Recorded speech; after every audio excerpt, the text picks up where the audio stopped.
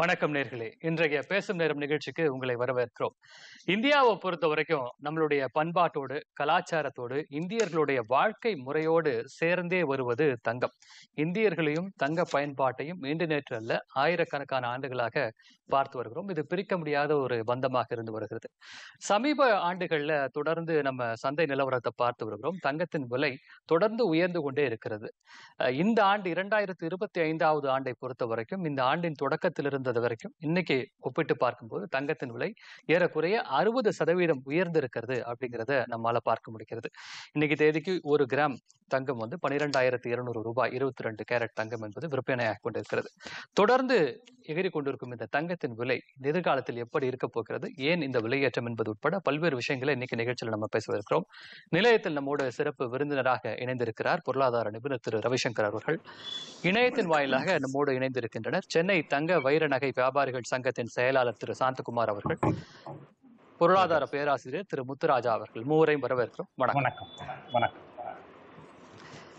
Ravishankar sir, இந்த தங்கத்துடைய விலை நான் சொன்னது போல தொடர்ந்து உயர்ந்துகிட்டே வருது. நம்ம பார்க்குறோம், ஒரு பொருளாதார சூழ்நிலை மந்தமாகும் போது உலக அளவில் தொடர்ந்து தங்க விலை உயருது. ஆனால் இந்த பர்டிகுலர் வருஷத்தை பார்க்கும்போது 2025 மட்டும் இன்னைக்கு 60% அளவுக்கு தங்கத்தின் விலை உயர்ந்திருக்குது. என்ன முக்கியமான காரணங்களாக பார்க்குறீங்க சார்? சார், பொதுவாகவே தங்கம் விலை உயர்றதுன்னா அதுக்கு 1-2 காரணம் இல்லை சார். தொடர்ந்து ஒரு 7-8 காரணம் சொல்லலாம். இதனுடைய ஒரு இதுக்கு முன்னோடியாக சொல்கிறேன். அப்படி பார்த்தீங்க வச்சுங்களேன், 2008 அப்படி ஒரு ஃபைனான்சியல் பொருளாதார வீழ்ச்சி, அப்படி ஒரு வீழ்ச்சி நடந்தது. அமெரிக்காவில் ஒரு ரெசெஷன் மாதிரி இருந்த 2008. அந்த சமயத்தில் இப்போ 2009, 10, 11ஆம் வருஷம் தங்கம் விலை அப்படி ஏறித்து. என்ன காமிக்கிறது அப்படின்னா, பொதுவாக இந்த மாதிரி ஒரு ரெசெஷன், ஈவன் இன்ஃப்ளேஷன் இதெல்லாம் வரும்பொழுது மக்களுக்கு பொருளாதாரம் இதில் எது ஒரு சேஃப், எந்த இதில் நம்ம இன்வெஸ்ட் பண்ணோம் அந்த அளவுக்கு நம்மளுடைய மூலதனத்தை பாதிக்காமல் இருக்கும் அப்படின்னு பார்க்குறச்ச தங்கத்தை சேஃப் பெட் ஹேவன் அப்படிம்பாங்க. தங்கத்தில் இது பண்ணலாம். பொதுவாகவே தங்க விலை ஏறும்பொழுது அதே மாதிரி 2020ஆம் வருஷம் நீங்கள் பார்த்தீங்கன்னு வச்சுங்க, அந்த கோவிட் இது மூலம் அந்த சமயத்தில் ஒரு பொருளாதார நெருக்கடி அதெல்லாம் வரும்பொழுது அந்த 2021, 22 மறுபடியும் தங்க விலை ஏறித்து. தென் லாஸ்ட் 2 வருஷமா 2024, 25 தங்க விலை அப்படி ஒரு விலை ஏறி இருக்கு. இது முன்னாடியே நீங்க சொன்னீங்க. இதுக்கு இன்னும் டேட்டா கூட இருக்கு. 1960லேருந்து என்னென்ன இருக்கு அது நான் அப்புறமா சொல்றேன். பட் என்ன காரணமா இருக்கும் அப்படின்னு நீங்க பார்த்தீங்கன்னு வச்சுங்க, பொதுவா இன்டர்நேஷனல் லெவல்ல, உலக அளவுல ஒரு நம்பகத்தன்மையின்மை, அன்சர்டன்டி, அதாவது இங்க வார் நடக்கிறது, அங்க வார் நடக்குது, இஸ்ரேல் காசா வார் நடக்கிறது, தென் ரஷ்யா உக்ரைன் வார் நடக்கிறது, அமெரிக்கா இந்தியா மேல அப்படி ஒரு 25%, 50% வரி விதிக்கிறச்ச பொருளாதாரத்தை பொறுத்த வரைக்கும் எந்த அளவுக்கு ஒரு அஃபெக்ட் ஆகும், இதெல்லாம் ஒரு நம்பகமில்லா தன்மையை கொண்டு வருது. அதையும் தாண்டி வரைச்ச உங்களுக்கு பீப்புள் முன்னாடியே சொன்ன மாதிரி இன்ஃப்ளேஷன் எங்கெல்லாம் இன்ஃப்ளேஷன் அதிகமாக இருந்தால் அந்த இடத்துல இவங்க என்ன பண்ணுவாங்க, இன்ஃப்ளேஷன் அப்படின்னாலே என்ன, அதாவது என்னுடைய வாங்குகிற சக்தி, என்கிட்ட இருக்க 100 ரூபாய்க்கு 10 வருஷம் முன்னாடி எவ்வளவு வாங்கினேன், இன்னைக்கு அதனுடைய விலை எப்படி இருக்கு, பணத்துடைய மதிப்பு குறையுது. அந்த மாதிரி சமயத்தெல்லாம் பீப்புள் மறுபடியும் தங்கத்தை நோக்கி தொடர்ந்து பேசும். முத்துராஜா சார், இப்போ ஒரு பொருளாதார பேராசிரியரா இந்த சிச்சுவேஷனை நீங்க எப்படி பாக்குறீங்க? ஏன்னா இந்த தங்கத்துடைய விலை ஏறுவது அப்படிங்கிறது இயல்புதான். ஒரு ஆண்டுக்கு 5% இல்ல ஒரு 10% வரைக்கும் ஏறுது அப்படிங்கிறது பொதுமக்கள் ஏற்றுக்கொள்ளக்கூடிய ஒன்று. ஒரு படிப்படியான உயர்வு என்பது தங்கத்துக்கு மட்டும் இல்ல, எல்லா பொருளுக்குமே பொருந்தக்கூடியது. ஆனா ஒரே ஆண்டுல ஒரு 60% ஏறுது அப்படிங்கிற போது சார் சொன்னதை போல இந்த கன்சம்ஷன் அதிகமா இருக்கா, இல்ல இன்ஸ்டபிலிட்டியா, என்ன முக்கியமான காரணமா நீங்க பாக்குறீங்க? மிக சரியான பார்வை. இந்த 2-3 மாதங்கள்ல தான் அந்த தங்கத்தினுடைய விலை மிக உச்சத்தை நோக்கி போய் கொண்டிருக்கிறது. அதுல உள்நாட்டு காரணிகள் சிலதை சொல்லலாம், வெளிநாட்டு அல்லது பன்னாட்டு காரணிகள் சிலதை நம்ம சொல்லணும். குறிப்பாக பன்னாட்டு காரணிகள் என்று பார்க்கின்ற பொழுது நண்பர் அருமையாக சொன்னாங்க, பன்னாட்டுல ஒரு பொருளாதார ஸ்திரத்தன்மை இல்லாமல் இருக்கிறதுன்னு சொல்றாங்க. சமீபத்தில் ஒரு இன்டர்நேஷனல் மானிட்டரி ஃபண்ட், IMFன்னு சொல்றோம், பன்னாட்டு பண நிதியும் வேர்ல்டு எக்கனாமிக் ஃபோரம் இவங்க ரெண்டு நிறுவனங்களும் வெளியிட்ட அறிக்கையின்படி உலகிலே நிறைய நாடுகள், ஏறக்குறைய 70-80% நாடுகளினுடைய பொருளாதார வளர்ச்சி என்பது ஒரு மந்தத்தில், தேக்கத்தில் இருக்கிறது என்பதை காண்பிக்கிறது. Accept few countries. அதில் இந்தியாவை நம்ம பெருமையாக சொல்லலாம். ஏன்னா 6.2% அடுத்த ஆண்டு இருக்கும் என்று கூட சொல்கிறார்கள். அப்படி என்றால் வளர்ச்சி வீதம் தடைபடுகின்ற பொழுது இந்த பங்கத்தின் விலை கூடலாம். இரண்டாவது, இந்த 3-4 மாதங்களிலே டாலரைசேஷன், டாலரைசேஷன் சொல்கிறோம்.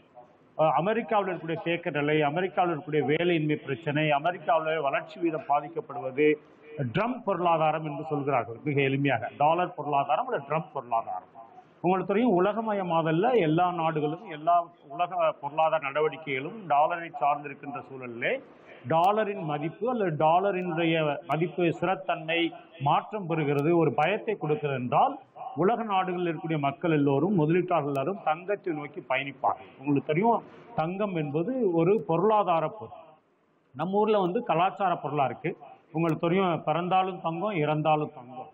நம்ம ஊரில் 2 தங்கம் ரொம்ப முக்கியம். ஒன்று ஒயிட் கோல்டு, தண்ணி, பிறந்தாலும் தண்ணி, இறந்தாலும். அந்த மாதிரி தங்கம் ரொம்ப ரொம்ப முக்கியமாக இருக்குது ஒரு கலாச்சார பொருளாக. ஆனால் இன்றைக்கு சமீபத்தில் ஒரு 10-15 ஆண்டுகளாக இந்தியாவிலும் கூட இந்த தங்கம் என்பது ஒரு பொருளாதார பொருளாக. அப்படின்னா பொருளாதார பொருள் என்ன? இன்வெஸ்ட்மெண்ட் பாயிண்ட்ல ஒரு முதலீட்டு பார்வையில் பார்க்கக்கூடிய ஒரு பொருளாக பார்க்கப்படுகிறது. அந்த அடிப்படையில் தான் பன்னாட்டு காரணம். உள்நாட்டில் பார்க்கின்ற பொழுது நமக்கு தெரியும், தங்கத்தின் தேவை கூடிக்கொண்டே இருக்கிறது.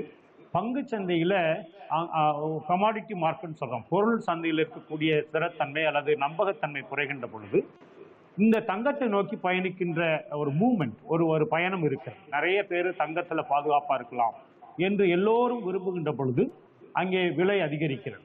இந்த விலை எவ்வளவு நாளைக்கு அதிகரிக்கும் என்று பார்க்கின்ற ஒரு கணிப்பு சொல்கிறது, இன்னும் கூடும் என்று சொல்கிறார்கள். ஆனால் ஒரு குறிப்பிட்ட நிலைக்கு பின்னால சேச்சுரேஷன் சொல்றோம், ஒரு குறிப்பிட்ட நிலைக்கு பின்னாடி போக முடியாது. ஏன்னா அது நிறைய பேரை பாதிக்கும் அப்படின்னு பார்க்கணும். நம்ம ரெண்டு வகையான மக்கள் இதில் பாதிக்கப்பட மாட்டாங்க. ஒன்று, மிகப்பெரிய செல்வந்தர்கள், எந்த விலை தங்கம் விட்டாலும் ஒன்று கவலை இல்லை. இன்னொன்று, வருமானமே இல்லாத வறுமையில் வாழக்கூடியவர்கள். மற்றபடி 80-85% மக்கள் தங்கத்தை புழக்கத்தில் பயன்படுத்துபவர்கள், முதலீட்டுக்காக பயன்படுத்துபவர்கள், கலாச்சார பொருளாக பயன்படுத்துபவர்கள், கல்யாணத்திற்கு பயன்படுத்துபவர்கள், ஒரு பரிசு பொருளாக பயன்படுத்துவதெல்லாம் பாதிக்கப்படக்கூடிய சூழல் இருக்கிறது. இது பொருளாதாரத்தை பின்னோக்கி இழுப்பதற்கான ஒரு முயற்சியாக கூட இருக்கும். இது சரி செய்யப்பட வேண்டிய சூழல். தொடர்ந்து பேசுவோம். சாந்தகுமார், இப்போ இந்த தங்கத்தை பொறுத்த வரைக்கும் பொருளாதார நிபுணர்களுடைய பார்வையை நம்ம பார்த்துட்டோம். ஆனால் அந்த தங்கத்துடைய தினந்தோறும் அதை ஒரு கமாடிட்டியா பையிங் அண்ட் செல்லிங் பண்ணக்கூடிய நீங்க இந்த விலையேற்றத்தை எப்படி பார்க்குறீங்க? குறிப்பாக தொடர்ந்து நம்ம எப்போல்லாம் தங்கம் விலை ஏறுதோ அப்போல்லாம் நம்ம எக்கனாமிக் எக்ஸ்பர்ட்ஸை கேட்கும்போது இந்த உலக ஜியோ பொலிட்டிக்கல் சிச்சுவேஷன், இந்த நாட்டில் இருக்கக்கூடிய ஒரு வார் சிச்சுவேஷன் சொல்லுவாங்க, அல்லது ஒரு டாலருடைய ஒரு நிலையற்ற தன்மையை காரணமாக சொல்லுவோம். ஆனால் இதை நம்ம தொடர்ந்து பார்த்துக்கிட்டே தான் இருக்கும். ஆனால் இது எப்போதுமே அஃபெக்ட் பண்ணக்கூடிய ஒரு முக்கியமான கமாடிட்டி அப்படின்னு பார்த்தோம்னா அது கோல்டை மட்டுமே தொடர்ந்து அஃபெக்ட் பண்ணக்கூடிய ஒரு சிச்சுவேஷன் நம்ம பார்த்துட்டு இருக்கோம். இந்த விலையேற்றத்தை நீங்க எப்படி பாக்குறீங்க சாந்தகுமார்? இந்த விலையேற்றம்ன்றது வியாபாரிகள் மத்தியில எதிர்பார்த்த ஒண்ணுதான். என்னைக்கு ட்ரம்ப் அதிபரா தேர்ந்தெடுக்கப்பட்டாரோ, அதாவது டிசம்பர் 15, 2024 அன்னைக்கு அதிபரா தேர்ந்தெடுக்கப்பட்டார். அதுல இருந்தே ஒரு மாற்றம் வரும் அப்படின்றது எதிர்பார்த்த ஒண்ணு. அதுக்கப்புறம் ஜனவரி 20ஆம் தேதி பதவியேற்றாரு. பதவியேற்றனுமே அவர் இந்த மாதிரி நான் அமைதியை நிலைநாட்டுவேன் அப்படி இப்படின்னு சொன்னாரே தவிர, அதற்கு முன்னாடியே ரேலி ஸ்டார்ட் ஆயிடுச்சு. பல்வேறு காரணங்கள் இதில். ஃபர்ஸ்ட் எடுத்தது போர் பதற்ற நிலை. அதுக்கப்புறம் இவர் வந்தோடனே டாலரை ஸ்ட்ராங் பண்ணுறேன்னு சொல்லிட்டு அதுக்காக பல நடவடிக்கைகள் எடுத்தார். இம்போர்ட் டியூட்டி 100%, 150% அந்த மாதிரி ஒவ்வொரு நாடுகள் மேலே விதிக்க ஆரம்பித்தார். அதனால் தங்கத்தில் இன்வெஸ்ட்மெண்ட் ஜாஸ்தியாச்சு. அப்புறம் அவங்களுடைய விலைவாசி இன்ஃப்ளேஷன் அதை கட்டுப்படுத்தணும்னு சொல்லிட்டு அந்த வைப்பு நிதிக்கான வட்டி விகிதத்தை அவர் குறைச்சார். 0.25% federal reserve. இதனால தங்கம் விலை ஏறிச்சு. அப்புறம் அங்கே ஷேர் மார்க்கெட் டவுனு. இதெல்லாமே பல்வேறு காரணங்கள். முழுக்க சர்வதேச லெவல்ல அங்கே ஏற்பட்ட அந்த ஒரு மிகப்பெரிய மாற்றமே தவிர இது உள்நாட்டில் இருக்கிற விஷயங்கள், நம்ம நாட்டில் தங்கத்தினுடைய தேவைகள் நிறைய இருக்கு, அதனால தங்க விலை ஏறிடுச்சு அப்படிலாம் கிடையாது. இன்டர்நேஷ்னல் மார்க்கெட்டில் ஏற்பட்டிருக்கக்கூடிய ஒரு விஷயம் இது. இன்னும் சுருக்கமாக சொல்ல போனால், இந்த சார் சொல்கிற மாதிரி, முத்துராஜா சார் சொல்கிற மாதிரி, இந்த ட்ரம்ப்னுடைய டேரிஃப் வார் தான் மெயினான விஷயம். இதை தொட்டு தான் ஒன் பை ஒன் இப்போட பார்த்தீங்கன்னா H1B விசாக்காக 88 லட்சம் ரூபா இருந்தால் தான் அந்த H1B விசா நுழைய முடியும். இதனால வேலை வாய்ப்பு இன்மை, அந்த பர்டிகுலர் இது வந்து ஷேர் மார்க்கெட்ல ரொம்ப டவுன் ஆகுது. இதனால தங்கத்தின விலைவாசி ஏறுறது. இந்த மாதிரி போய்கிட்டே இருக்கு. இதுக்கு நடுவுல பாத்தீங்கன்னா இந்த டாலருடைய மதிப்பும் வீழ்ச்சி அடைஞ்சிட்டு இருக்கு. இது எல்லாமே ஒட்டுமொத்த காரணங்கள் தங்கத்தின் விலை உயர்வதற்கு. சரி, இதோடு நிற்குமா அப்படின்னு சொன்னா அது ஒரு கேள்விக்கு மிகப்பெரிய கேள்விக்குறியா தான் இப்போதைக்கு இருக்கு. அதனால சாமானிய மக்களை பொறுத்த வரைக்கும் தங்கத்தை வாங்குறது, தங்கத்துல முதலீடு பண்றது கொஞ்சம் ஒரு சேலஞ்சிங் பீரியட் தான் இது. நிச்சயமா. இல்ல, பலருடைய எதிர்பார்ப்பும் அதான் இருக்கு. இது ஒரு இப்ப தீபாவளி போன்ற பண்டிகை காலங்கள் இருக்கிறதுனால, வழக்கமா இந்தியாவுல நமக்கு தெரியும் மக்களோட பிஹேவியர் அப்படின்னு. பண்டிகை காலங்கள்ல பொதுவா நம்ம தங்கத்த ஒரு நகை பொருளா பார்த்து வாங்கக்கூடிய தன்மை தான் தொடர்ந்து பார்த்துட்டு போறோம். அதனால இந்த விலையேற்றம் வந்து இந்த டிமாண்ட்னால ஒரு தற்காலிகமான விலையேற்றம். பண்டிகை காலம் முடிஞ்சதும் விலை குறைய ஆரம்பிச்சிடும். அப்புறம் நம்ம வாங்கலாம் அப்படின்னு தள்ளி போடுற மக்கள் இருக்காங்க. இந்த எதிர்பார்ப்பு இல்ல இது வந்து சரியான ஒரு அணுகுமுறை நினைக்கிறீங்களா? இல்ல, இப்போ எப்படின்னா உண்மையிலேயே இப்போ இந்த எப்பயுமே தீபாவளி அப்படின்னு சொல்லியாச்சுனாலே வருஷத்துல மற்ற எல்லா பண்டிகைகளையும் விட தீபாவளி பண்டிகைக்கு மட்டும் போனஸ்னு ஒன்று வரும். அந்த போனஸ் வந்தோடனே மக்கள் என்ன பண்ணுவாங்க, நேராக அதை கொண்டு வந்து இன்வெஸ்ட் பண்ணி கோல்டில் ட்ரெஸ் எடுக்கிறது மட்டும் இல்லாமல் ஒரு பங்கு வந்து நிச்சயமாக கோல்டுக்கு இம்பார்ட்டன்ட் கொடுப்பாங்க. ஆனால் இந்த முறை பார்த்தீங்கன்னா அந்த போனஸ்னால வர வியாபாரம் வந்து பெருசாக ஒன்றும் சொல்ல முடியல. ஒரு 20லேருந்து 25% கம்மி தான் ஆயிருக்கு. பட் அதே டைமில் மக்கள் சில பேர் ரொம்ப தெளிவாக இருக்காங்க. இன்வெஸ்ட்மெண்ட் ஆங்கிளில் பார்த்தீங்கன்னா விலை ஏறிக்கிட்டே போகுது, இன்னும் ஏறுது அப்படின்ட்டு காயினாகவும் பாராவும் அந்த மாதிரி வாங்கி வைக்க ஆரம்பிச்சிட்டாங்க. இதே ஒரு பக்கம் கோல்டு ஒரு பக்கம் இருக்கப்போ வெள்ளியும் அது ஏறிக்கிட்டே இருக்க அவங்க எல்லாமே இன்வெஸ்ட்மெண்ட் ஆங்கிளில் பார்த்துட்டு டிசைட் பண்ணிட்டு எப்பப்போ தன்கிட்ட பணம் வருதோ இம்மீடியட்டாக அதை கோல்டில் இன்வெஸ்ட் பண்ணுறாங்க. அது ஒரு நல்ல அணுகுமுறையாக தான் நான் பார்க்குறேன். நிச்சயமா. இப்ப இந்த கோல்டு கன்சம்ஷனை பொறுத்த வரைக்கும் சார், அது ஒரு ஜுவல்லரியா தான் நம்ம பாரம்பரியமா பயன்படுத்திட்டு வர்றோம். ஆனா கடந்த சில ஆண்டுகளா பார்க்கும்போது கோல்டு ஆஸ் அ ஜுவல்லரியா வாங்குறது தொடர்ந்து சரிவை சந்திச்சுட்டு வருது. அதே நேரத்துல நீங்க சொன்னது போல தங்க பிஸ்கெட்டுகளாவோ இல்ல தங்க நாணயங்களாகவோ இதை ஒரு முதலீட்டு வாய்ப்பா மக்கள் அதிகமா பயன்படுத்துறாங்க அப்படிங்கறதையும் நம்ம பார்க்க முடியுது. இது இந்த தங்கத்தின் விலையில ஏதாவது தாக்கத்தை ஏற்படுத்துதா? இல்ல விலையில வந்து அதான் சொல்றேனே, உள்நாட்டு சந்தையினால தங்கத்தினுடைய விலை பாதிப்பு அப்படின்றது எதுவுமே பெருசா இப்ப கிடையாது. இப்போ இருக்கிறது முழுக்க முழுக்க சர்வதேச அளவில் ஏற்பட்டிருக்கக்கூடிய மிகப்பெரிய மாற்றம். ஆனா ஒரு விஷயத்துல பார்த்தா நம்ம சந்தோஷப்படணும். இன்னைக்கு வந்து தங்கம் வந்து இன்னும் கொஞ்சம் காலத்து வரைக்கும் தான் பூமியில இருந்து கிடைக்கும். அதிகபட்சம் போனோம்னா இன்னும் ஒரு 10 வருஷத்துக்கு தான். ஏன்னா வருஷம் ஒண்ணுக்கு நமக்கு 3300 டன்னு தான் பூமியில இருந்து வெட்டி எடுக்கப்படுது. அதாவது தங்க சுரங்கங்கள்ல இருந்து. தங்க சுரங்கம்னு பாத்தீங்கன்னா இப்ப இந்தியாவில் 1 டன் அளவுக்கு கூட கிடையாது. தங்கம் வெட்டி எடுக்கப்படுறது இல்லை. China, Russia, Australia, Canada, America, Africa இந்த மாதிரி இடத்துல இருந்து தான் வெட்டி எடுக்கப்படுறாங்க. மொத்தமே 3300 டன். இருக்கிறதே 33,000 டன் தான் இருக்கு. அப்படி இருக்கும் பட்சத்துல நம்ம மக்கள் ஏற்கனவே சேமிச்சு வச்சுட்டாங்க. வேர்ல்டுலயே மக்கள் கிட்ட அதிகமா இருக்கிற தங்கம் இருக்கிற நாடுனா நம்ம தான்.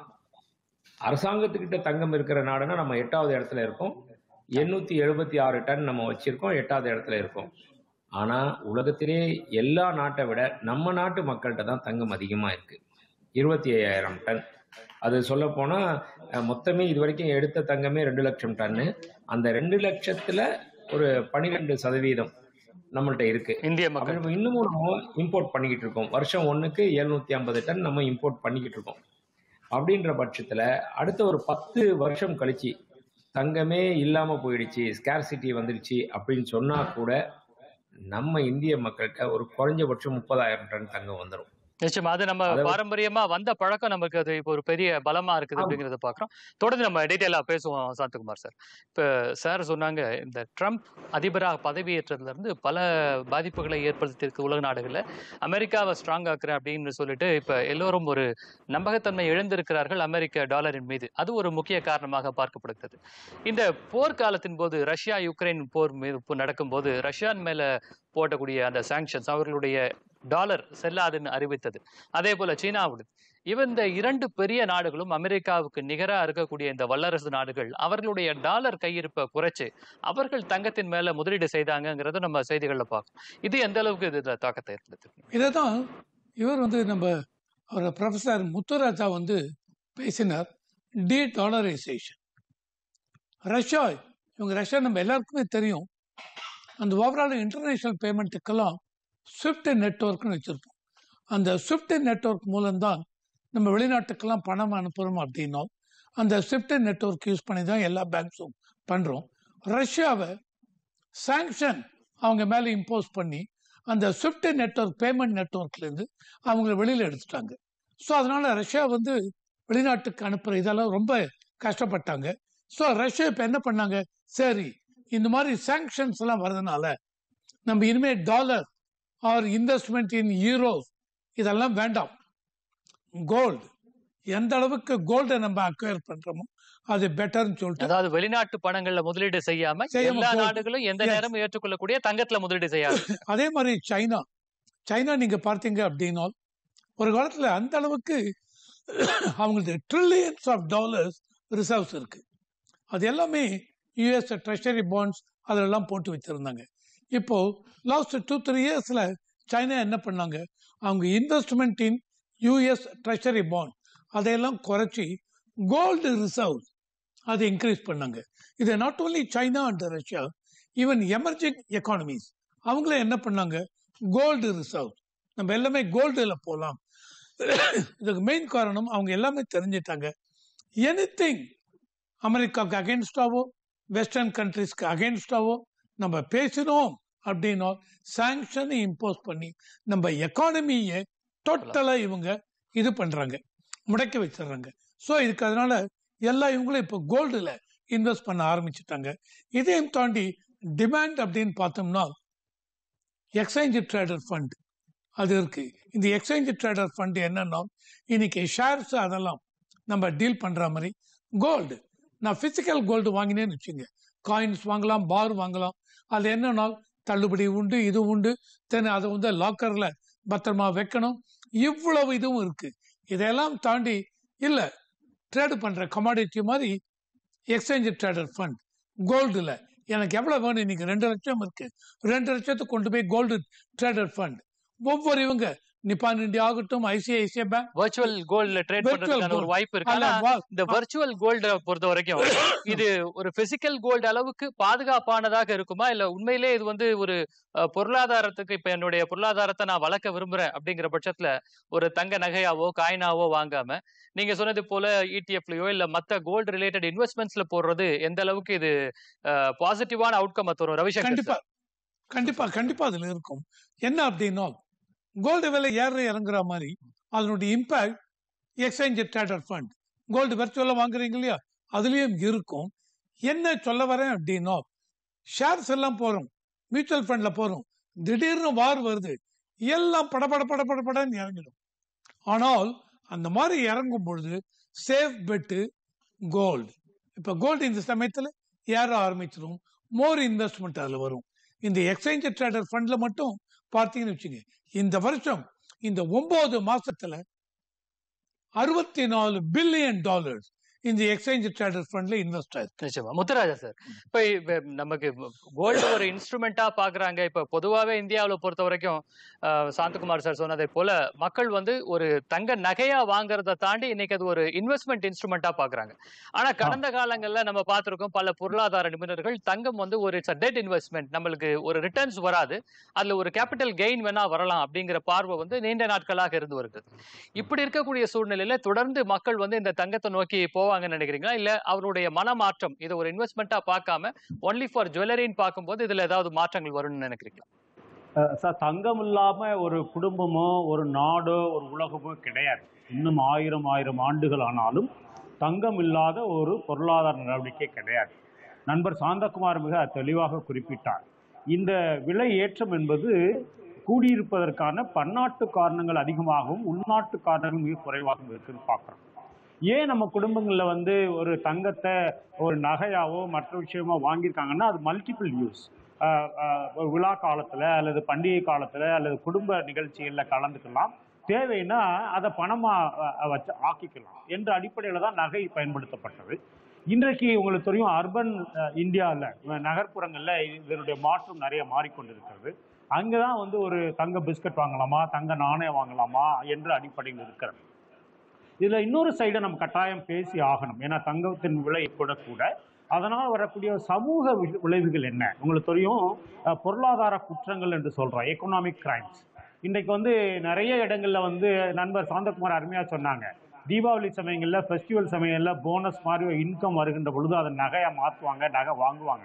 ஆனால் சமீபத்திய தீபாவளி இந்த 15-20 ஆண்டு நாட்களாக பார்க்கின்ற பொழுது நிறைய நடுத்தர மக்கள், கீழ்த்தட்டு மக்கள் தங்களிடம் இருக்கக்கூடிய குறைந்தபட்ச நகையையும் அடகுக்கடை நோக்கி செல்லக்கூடிய ஒரு சூழலை பார்க்கிறோம். காரணம், குறைந்த தங்கத்திற்கு அதிகமான வருவாய் கிடைக்கக்கூடிய சூழல் அடகு கடைகள்ல. இது உங்களுக்கு தெரியும், நிறைய மீடியாவில் பார்த்துருக்கேன். இன்னொரு சைடு பார்க்குறோம் வந்து, நகை என்பது ஒரு முதலீட்டு பொருளாக இருக்கின்ற பொழுது நாம் அந்த கன்சம்ஷன் பேட்டர்ன், அதாவது ஒரு முக்கியமானவற்றுக்கு சேமிப்பு ஆக்க வேண்டும், பணத்தை சேமிப்பதை விட தங்கத்தில் சேமிக்க வேண்டும், தங்கத்தோடு தொடர்புடைய பதிலீட்டு பொருள் சொல்றோம், வெள்ளியில் சேமிக்க வேண்டும் என்ற ஒரு புதிய கலாச்சாரம் வந்து கொண்டு இருக்கிறது. உங்களுக்கு தெரியும், இன்றைக்கு சமீபத்தில் மக்களுடைய நுகர்வு கலாச்சாரம் தங்கத்தை நோக்கியும் வெள்ளியை நோக்கியும் போய்கொண்டிருக்கிறதுக்கு காரணம், தங்களுடைய குடும்ப பொருளாதாரத்தையும் அதன் மூலமாக ஒரு நாட்டு பொருளாதாரத்தை முன்னேற்றுவதற்கான ஒரு சூழல் தான் பார்க்குறோம்.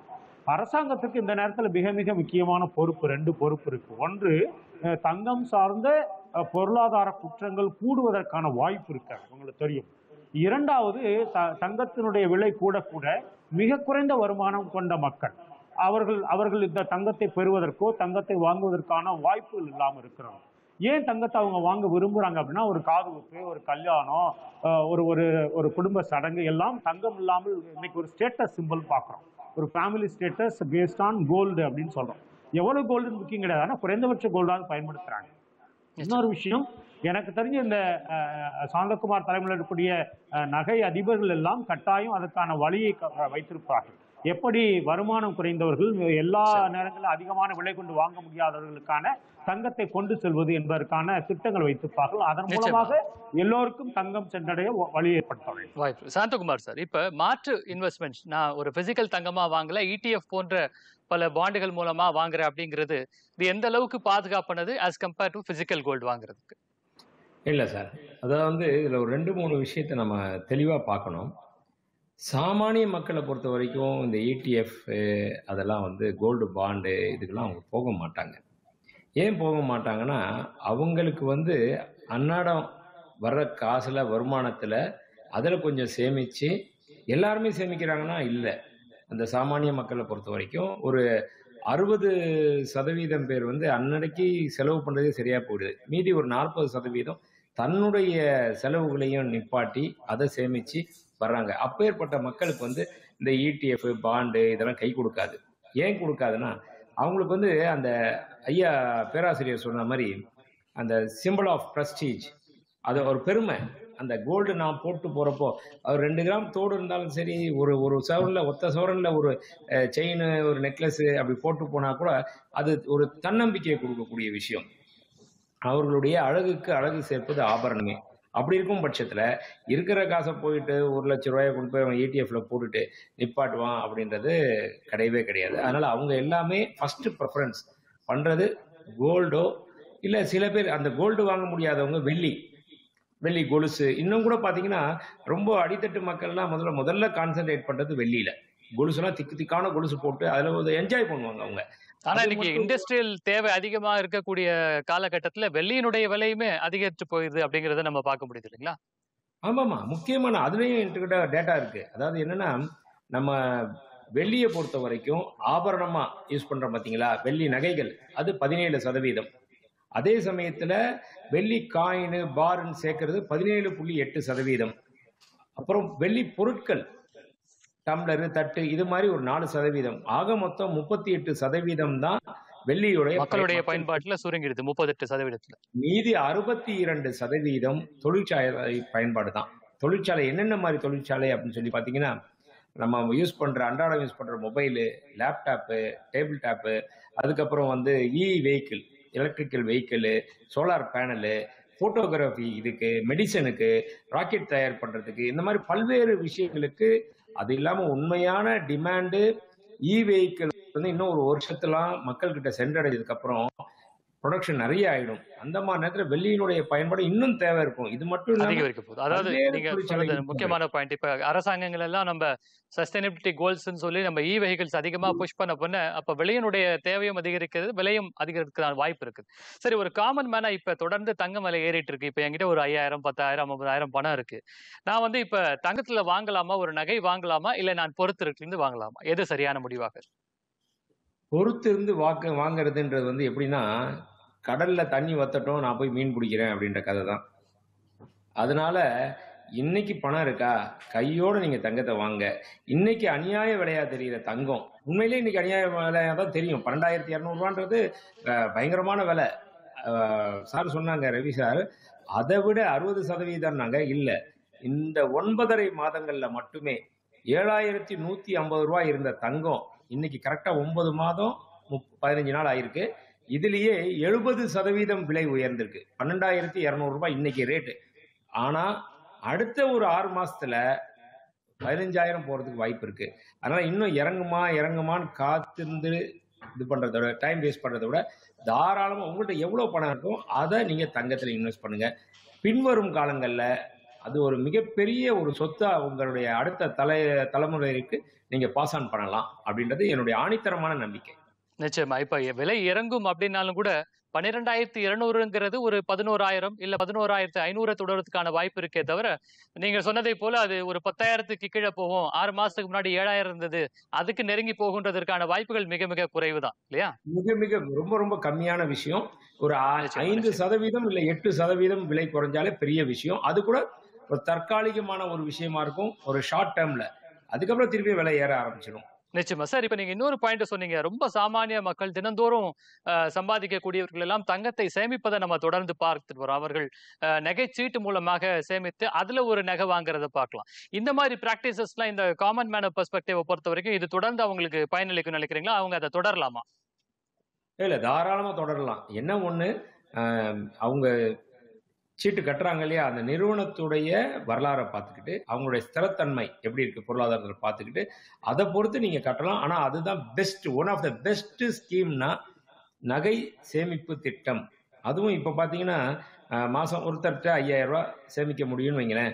இன்னைக்கு போய் பணம் கட்டுறாரு, 5,000 ரூபாய் இன்னைக்கு என்ன தங்க ரேட்டோ அந்த ரேட்டுக்கு அதுக்கு உண்டான தொகைக்கு வர வச்சிடுறாங்க. அடுத்த மாசம் அவர் போறப்போ அதே மாதிரி ஒரு 12,800 வந்துச்சு, அந்த ரேட்டுக்கு வர வைப்பாங்க. அப்புறம் 13,000, திடீர்னு 11,000 குறைஞ்சுதா அந்த ரேட்டுக்கு. இப்படி வந்து அக்யூமுலேட் ஆகிற தங்கத்தை அந்த பிசிக்கல் கோல்டு வந்துடுது இவ்வளவு வெயிட்னு சொல்லி அதுக்கு கூலி கிடையாது, சேதாரம் கிடையாது. நிச்சயமா நிச்சயமா. இப்ப நகை சேமிப்பு திட்டம் என்பது சாமானிய மக்களுக்கு ஒரு நல்ல திட்டம் அப்படிங்கறத நீங்க சொல்ற பதில இருந்து நம்ம புரிந்து கொள்கிறோம். முத்துராஜா சார் பேசும்போது ஒரு கோரிக்கையை வச்சாங்க. இப்ப நகை வியாபாரிகள் சங்கத்தின் மூலமாக பொதுமக்கள் கருதுவது செய்கூலி சேதாரம் இல்லாம அதிகமா இருக்குது, அது அவர்களுக்கு ஒரு பெரிய சுமையா இருக்குது.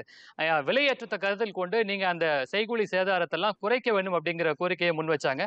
அதற்கான வாய்ப்புகள் இருக்குன்னு நினைக்கிறீங்களா? இந்த தங்க விலையேற்றத்தை ஓரளவுக்கு மக்களுக்கு பேலன்ஸ் பண்ணி கொடுக்கறதுக்கு? பரவாயில்ல, ஐயா வந்து செய்கூலி சேதாரத்தை பத்தியே பேசல. ஆனா நீங்க நெறியாளரை கரெக்டா அதை பிடிச்சிட்டீங்க. மக்களுடைய மனசுல என்ன கேள்வி இருக்குன்றத இருந்தாலும் நான் பதில் சொல்றேன். அப்படி இல்லைங்க, நம்ம வந்து என்ன நகையை வாங்க போறோம்ன்றதை நாம தான் தீர்மானிக்கணும். சாமானிய மக்களோ முதல் இன்வெஸ்ட் பண்றவங்களோ பிளைன் ஜுவல்லரி போங்க. பிளைன் ஜுவல்லரி போனீங்கன்னா அதுல ரொம்ப மிக குறைந்த சேதாரம் தான், மிக குறைந்த கூலி தான். நீங்க ஆன்டிக் ஜுவல்லரி வேணும், வேலைப்பாடு மிகுந்த ஜுவல்லரி வேணும் அப்படிலாம் போக வேணாம்ன்றது என்னுடைய அட்வைஸ். எல்லோ கோல்டு போங்க. எல்லோ கோல்டு போனீங்கன்னா உங்களுக்கு அதுல ரொம்ப ரொம்ப கம்மியான சேதாரம் தான் வரும். அப்படி ஏன்னா இப்போ மக்களை பொறுத்தவரைக்கும் என்னன்னா, ஒவ்வொருத்தருமே தான் போடுற நகை மற்றவங்கள்ட்ட இருக்கிறத விட என்னது வந்து யூனிக்கா இருக்கணும், டிஃப்ரெண்டா இருக்கணும், எல்லாரும் திரும்பி பார்க்கணும். அப்படிலாம் நினைச்சு நம்ம வாங்கணும்னு நினைச்சோம்னா அதுல செலவீனம் ஜாஸ்தி இருக்கும். சாதாரண ஷர்ட் தைக்கிறதுக்கும் ஒரு சஃபாரி தைக்கிறதுக்கும் ஒரு கோட் ஷூட் தைக்கிறதுக்கும் செலவு ஜாஸ்தி ஆகிட்டே போகும் இல்லையா? அது மாதிரி தான். அதனால ரெகுலர் பேசிக் டிசைன் அந்த மாதிரி நீங்க வாங்கினீங்கன்னா உண்மையிலேயே உங்களுக்கு அந்த சேமிக்கிற காசுல எக்ஸ்ட்ரா 1 கிராம் கோல்டு வாங்கி. நன்றி சார், நன்றி. அதாவது இந்த தங்க விலையேற்றத்தை பொறுத்த வரைக்கும் இது தொடர்ந்து ஏறிக்கொண்டேதான் போகும். அதனால இதை விட குறைவதற்கு ஒரு நல்ல காலம் வரும் அப்படிங்கறத எதிர்பார்த்து காத்திருப்பதை விட இப்ப நம்ம தொடர்ந்து இன்வெஸ்ட் பண்ணலாம் அப்படிங்கறத சார் சொல்லியிருக்கிறாரு. நம்ம நிகழ்ச்சியை முடிவுக்கு கொண்டு வர நேரத்துல முன்னாடி தங்க விலை ஏறும் சொன்னார் இல்லையா, அது கண்டிப்பாக நடக்கும். ஏனால் கோல்ட்மேன் சாக்ஸ் ஒரு ரிப்போர்ட் கொடுத்திருக்காங்க. இன்றைக்கு இன்டர்நேஷனல் மார்க்கெட்ல ஒரு அவுன்ஸ் தங்கம் வந்து $4,350. 2026 முடிவுல it is going to be $4,900 நிச்சயமா அது ஒரு சாந்தகுமார் ounce. சொன்னதை போல அது விலை ஏற்றதான் So, அதனால தொடர்ந்து விலை இருக்க போகுது. ஏறிட்டு தான் எனவே இருக்கும். மக்கள் இது நம்மளுடைய Yes. கைகளை தாண்டி இருக்கக்கூடிய ஒரு விஷயம் அப்படிங்கறதுனால நம்ம தைரியமா இதுல இன்வெஸ்ட் பண்ணலாம் பண்ணலாம். அப்படிங்கிற அந்த கருத்தோட இந்த நிகழ்ச்சியில் கலந்து கொண்டு உங்களுடைய கருத்து கொண்டமைக்கு மிக்க நன்றியை தெரிவித்துக் கொள்கிறோம். நேயர்களை மீண்டும் அடுத்த நிகழ்ச்சியில் சந்திப்போம். வணக்கம்.